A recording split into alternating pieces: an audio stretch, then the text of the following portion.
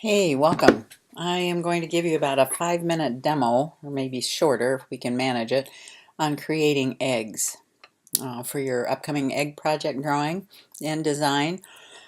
The way that I would create them is to go to a basic shape because it's going to be just a lot easier that way. So if you click and hold on your rectangle, you'll bring up the ellipse tool, or L, it's a quick key, and then you're just going to click and drag something that looks like an egg shape.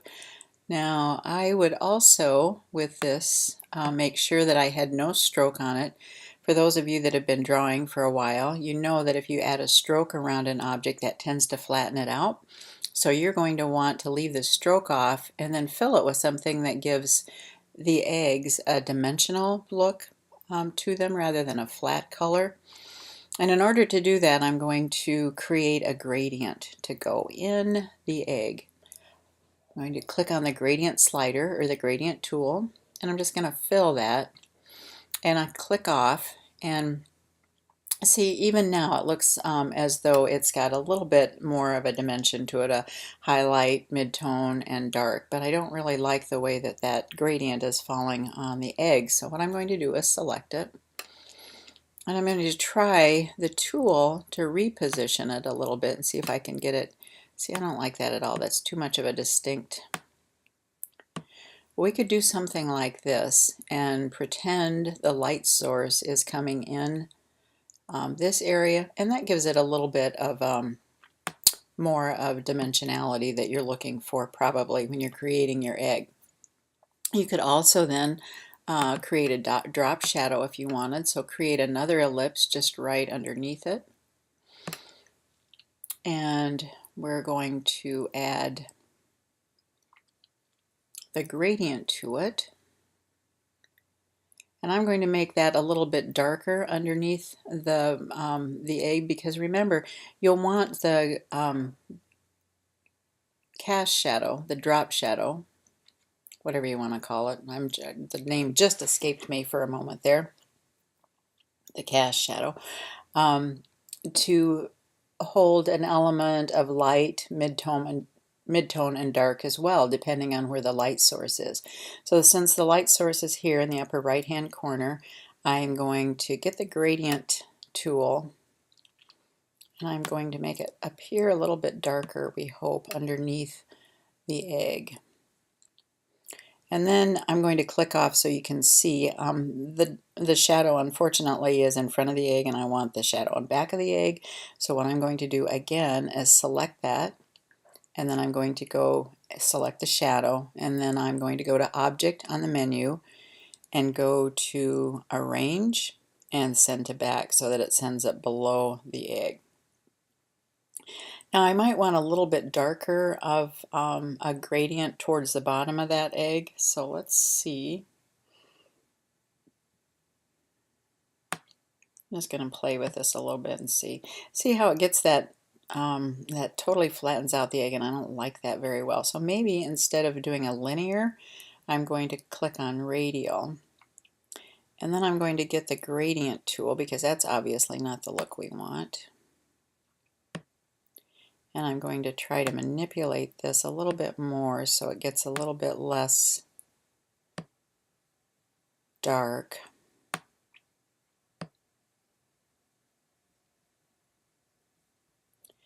And see, that's better, but I still think that's quite dark. So maybe what I'll do is I'll select this gradient slider, the gradient stop, and I'll bring up my swatches panel. And rather than that dark, maybe I can get a darker gray, but not quite that black. Click and drag it here and see what this does.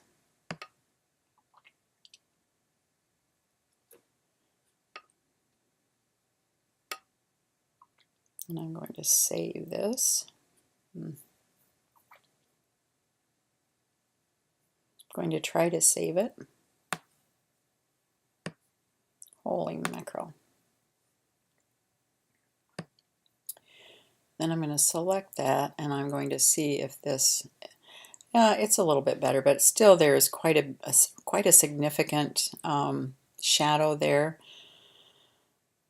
Core shadow, cast shadow. I have to go through these in my mind every time I say them, but I don't really like that, so I probably would add a couple more stops to try and make that a more gradated look to it.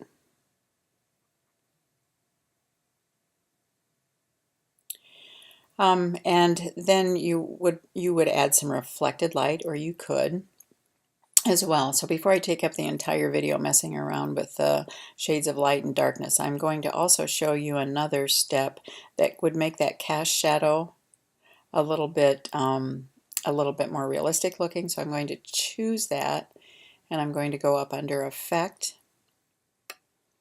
and I think it's Stylize, and just feather it a bit. I can that says 1 inch, so I think that's going to take my entire shadow away. So I'm going to put 0.125 for a feather and see how that works. Let's do 0.0125 and see how that works.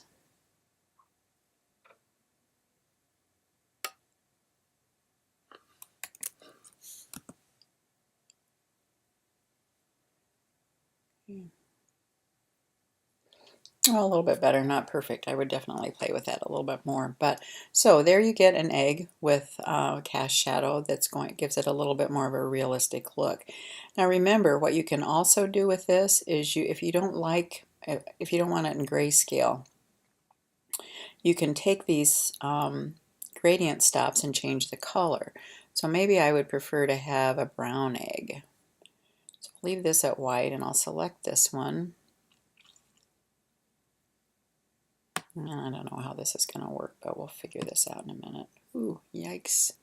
And I'm going to select this slider, or this gradient stop, and bring a little bit darker value to that. And then I'm going to select this gradient stop and bring a little bit darker one to this. And again, remember, you can move those sliders a bit as well to create the look that you're looking for in terms of the highlight, light, and local color, and the core shadow, and then the cast shadow. So there you go. Hopefully that helps some. The other thing that I do on occasion is to create another shape.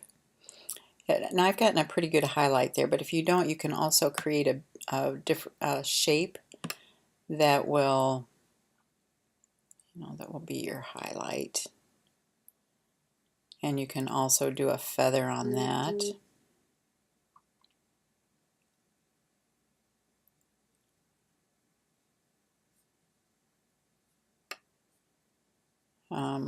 That will give you a little bit more of a flexibility in terms of creating the highlight where you want it to go. Yeah, I think I want that to feather a little bit more. So what I would do, since I've already put an appearance on it, if I add another appearance, it's just simply going to do a secondary one like the one I just created. So I think what I'll do is go up under, I'll select the object, go up under Window, and bring up the Appearance panel, and that will show me exactly what appearances I have applied to this particular object. So you see I've feathered it already. If I just want to modify the original feather, I'll just click on that, and maybe I'll put, I don't know.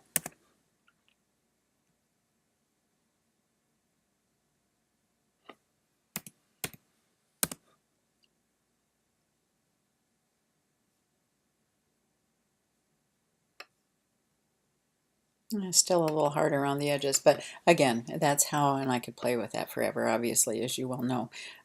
You could create a little bit more of a highlight. The other thing I do occasionally, sometimes this works and sometimes it doesn't, I will take that object and then hold down my Shift key and select my egg, and then I would do what's called a blend. And the blend options, you can blend it smooth color, you can blend it specified steps, specified distance. Normally I do steps just simply because it's a little bit more and just you can see it a little bit better. So I'm going to click OK, and then I'm going to see, I would like to blend it right from there to there, but I don't think I'm going to be able to. Let's try this. So I've clicked on the one anchor point on the egg, and then I'm going to click on the corresponding anchor point on my highlight. Yeah, and see, that's not so good. I wonder why it did that, because I don't have a stroke on it. But an interesting effect, not what I'm looking for at all. All right, see, I don't have any stroke on that. I don't have any stroke on that. Must just be the combination of the gradient to the highlight. So I guess knowing that's not going to work, I'm going to come back here and play with the feathering a bit. So I'm going to come back in here in my appearance panel, go to the feather, increase my feather.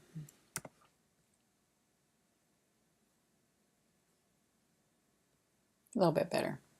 Nah, I don't like it. Okay, there you go. That's you do your own effect and your own cast shadow and your own variations of light and shade in your eggs, but this should hopefully help you better understand how to make that happen.